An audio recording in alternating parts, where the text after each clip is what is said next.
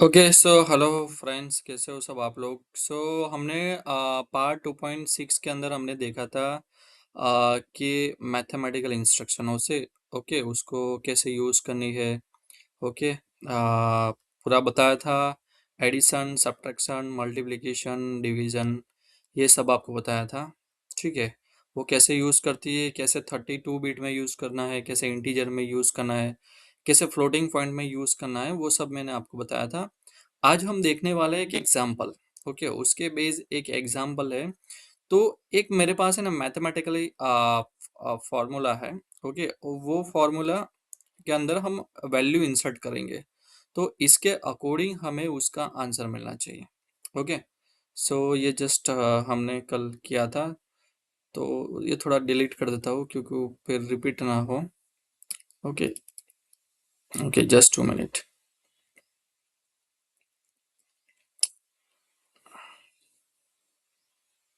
Okay, tag भी delete कर देते हैं।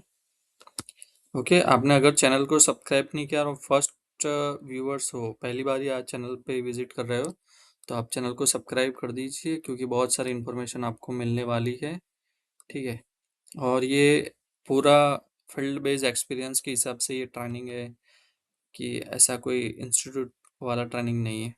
Okay, okay. मेरे पास जो इक्वेशन है, मैं आपको इक्वेशन बता दूं कि this is my equation. Z is equal to bracket A plus B multiply by bracket B plus C. Okay, ये मेरा इक्वेशन है। अब ये इक्वेशन के अंदर मैं वैल्यू डालूंगा। ठीक है, ये इक्वेशन के अंदर मैं वैल्यू डालूंगा, ए की वैल्यू डालूंगा, बी की वैल्यू डालूंगा और सी की वैल्यू डालूंगा। तीन वैल्यू मुझे डालनी है और आंसर मुझे मिलेगा जेड के अंदर। ठीक है, तो आप कोई भी फॉर्मूला बना के आप उसके अंदर वैल्यू इंसर्ट कर सकते हैं। ओके, ए माइनस बी ले लो, बी माइनस सी, जो भी आपको करना है, ए स्क्वायर बी करना है, बी स्क्वायर सी करना है, जो भी करना है आप इसके अंदर कर सकते हो। पीएलसी प्रोग्रामिंग में भी आप कर सकते हो। और एक चीज ये बता दो कि अगर आप इंस्ट्रक्शन लिस्ट यूज कर रहे हो, ठीक है, मतलब कि स्ट्रक्चर टेक्स्ट यूज कर रहे हो, तो स्ट्रक्चर टेक्स्ट के अंदर ये तो बहुत ही ईजी है। ठीक है, इसमें थोड़ा इंस्ट्रक्शन वाइज थोड़ा अलग अलग है, बट आप स्ट्रक्चर टेक्स्ट लैंग्वेज यूज करते हो तो इसमें तो ये बहुत ही ईजी है। जैसे ऐसे ही लिखा है वैसे ही लिख देना है, बहुत ईजी है। ठीक है, बट चलो हम अभी लैडर देख कर रहे हैं, तो लैडर में आपको बता दूं कि लैडर में ये कैसा होगा। ओके, तो जेड हमारा आंसर है, तो हमें आंसर जो है वो जेड में मिलना चाहिए। ओके, ए प्लस बी एक into B plus C. Okay, सो हम पहले क्या करेंगे, फर्स्ट है ये पार्ट ए प्लस बी, तो ये क्या है, ए प्लस बी है और बी प्लस सी है, तो हमें दो इंस्ट्रक्शन चाहिए, किसकी, प्लस प्लस साइन की। ओके, प्लस साइन की मुझे दो इंस्ट्रक्शन चाहिए। ओके, तो यहाँ पे मैं इंस्ट्रक्शन में जाके मैथ फंक्शन में ऐड कर देता हूँ। ठीक है, ओके, ऐड और इंटीजर के रियल ही ले लेते हैं। चलो रियल ले लेते हैं, तो डायरेक्टली क्या है, हमें पॉइंट फ्लोटिंग में वैल्यू डालनी है तो डाल सके। ठीक है, MD0।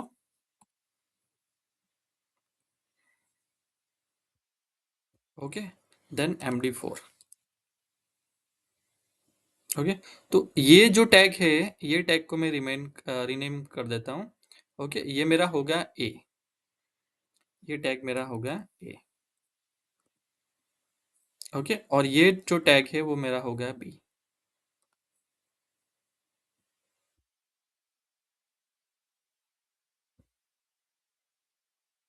Okay, so B A B हो गया, तो ये यहाँ पे हम देखेंगे, तो मेरा ए प्लस बी हो गया। ठीक है, ए प्लस बी हो गया, उसका आंसर मुझे कुछ मिलेगा ए प्लस बी का। ओके, तो ए प्लस बी का मुझे आंसर जो मिलेगा, वो आंसर मैं यहाँ पे स्टोर करूँगा। ओके, MD8 के अंदर।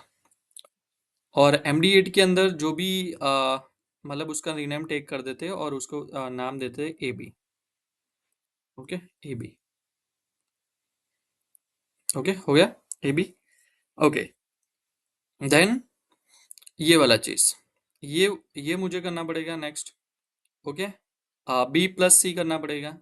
ओके, तो अगेन क्या यूज करना है, ऐड इंस्ट्रक्शन। ओके, सो ऐड इंस्ट्रक्शन यहाँ पे ले लेते हैं। ओके, और रियल फॉर्मेट। ओके, सो 8 यहाँ पे यूज कर लिया है, तो यहाँ पे मैं यूज करूंगा सीधा 12। ओके, और नीचे यूज करूंगा MD16। ओके, तो ये हो गया हमारा B+C। एक मिनट, ये मेरा है A+B और ये है B+C। ओके, सो B ऑलरेडी मैंने यहाँ पे लिया हुआ है, ठीक है, थोड़ा चेंज करना पड़ेगा, सॉरी। B मैंने यहाँ पे लिया हुआ है, तो मेरा MD4 है, वो ऑलरेडी B है, तो यहाँ पे मैं यूज करूंगा MD4। ओके, MD4 में यहाँ पे यूज करूंगा, क्योंकि मेरा क्या है, B+C है, B+C है, और ये मेरा जो दूसरा जो टैग आया, वो टैग में बना दूंगा C। ओके, तो ए बी का आंसर यहाँ पे स्टोर होगा, ए बी का आंसर स्टोर यहाँ पे होगा, बी सी का आंसर जो है वो यहाँ पे स्टोर होगा।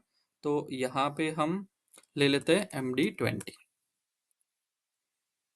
ओके, और MD20 लेके हम यहाँ पे क्या करना है, टैग रीनेम करके यहाँ पे ये जो आंसर मिलेगा हमें बी और सी का मिलेगा, तो यहाँ पे कर देते BC। ओके, सो एक चीज हमारी हो गई, कौन सी चीज, A+B और B+C।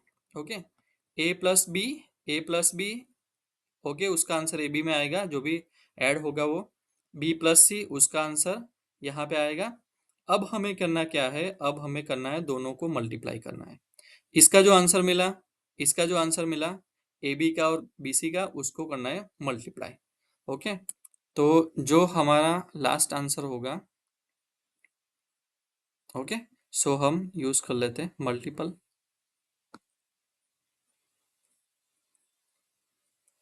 ओके, सो यहाँ पे रियल। ओके, सो पहले आएगा MD8 ले लेते हैं, तो MD8, देन MD20, वहाँ आंसर स्टोर करेंगे, वो करेंगे MD24। MD24, ये और ये हमारा है Z, तो हमारा ये है, क्या है, Z आंसर। ओके, बस इसको अब एग्जीक्यूट करके देख लेते हैं, सेव करके कंपाइल करके सिमुलेशन ऑन कर देते हैं।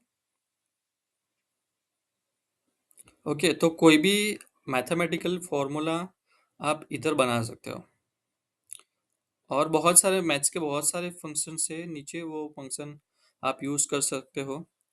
साइन के फंक्शन आपको यूज करना है, तो साइन वाले फंक्शन भी आप यूज कर सकते हो इधर।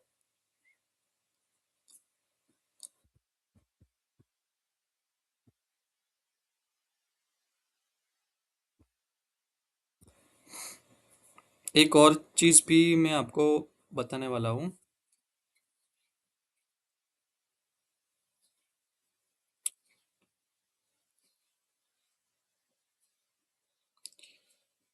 ओके,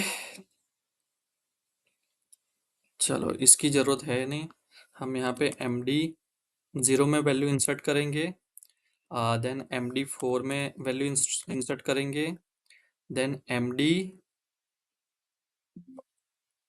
MD16 के अंदर करेंगे।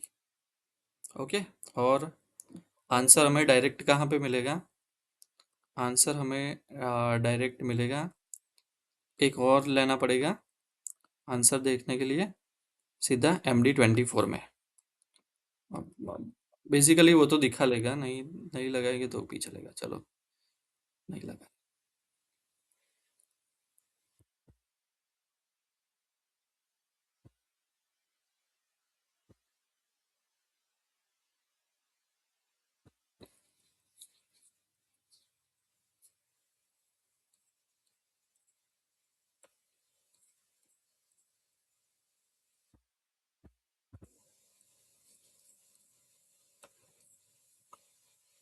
ओके, दूसरी कोई इथरनेट वाली पीएलसी लेते हो तो थोड़ा सिमुलेशन अलग आता है, पर वो सिमुलेशन से ये सिमुलेशन मुझे अच्छा लगता है, इसलिए मैं ये सिमुलेशन यूज़ करता हूँ। इसलिए मैंने प्रोग्रामिंग सिखाने के लिए मैंने सीपीयू 314 लिया है। ओके, ये इथरनेट बेस्ड नहीं है, नॉर्मल सीपीयू है। Okay, so the program is ready. चलो अब वैल्यू इंसर्ट करते हैं। ओके, सो यहाँ पे कितना डालूँ मैं? 34.5 डालूँ।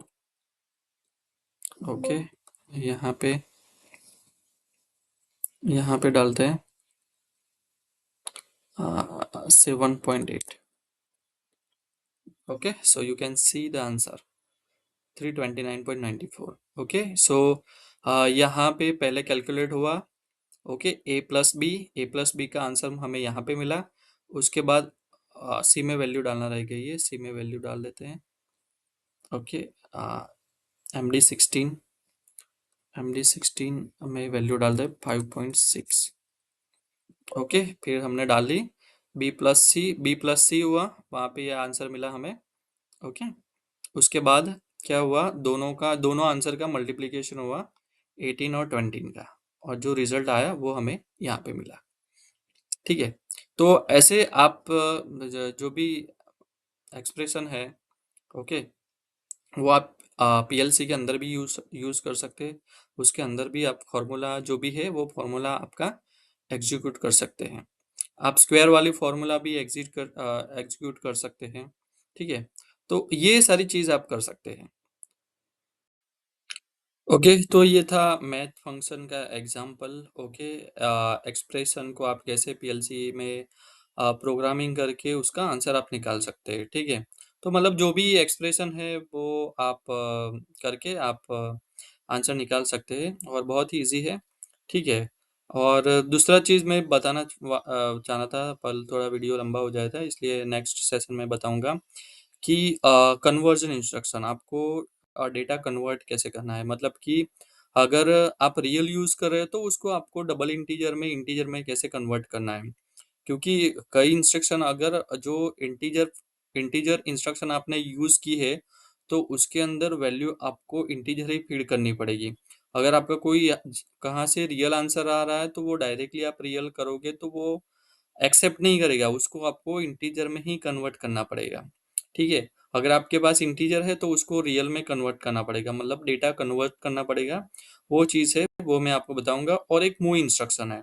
ठीक है, तो एक रजिस्टर से दूसरे रजिस्टर में कैसे डेटा ट्रांसफर होता है वो सारी चीज़ मैं उसमें बताने वाला हूँ। तो नेक्स्ट सेशन में मैं आपको ये बताने वाला हूँ, अगर अभी तक आपने चैनल्स को सब्सक्राइब नहीं किया तो चैनल को सब्सक्राइब कर दीजिए, और वीडियो पसंद आए तो लाइक कर दीजिए, और कोई क्वेरी हो तो आप मुझे कमेंट कर सकते हैं। और मेरा ईमेल एड्रेस कुछ वीडियोस में दिया हुआ है, तो आप मुझे मेल भी कर सकते हैं। Okay, so thank you so much for watching this video. मिलते हैं नए वीडियो के साथ, तब तक के लिए take care and bye. Have a nice day.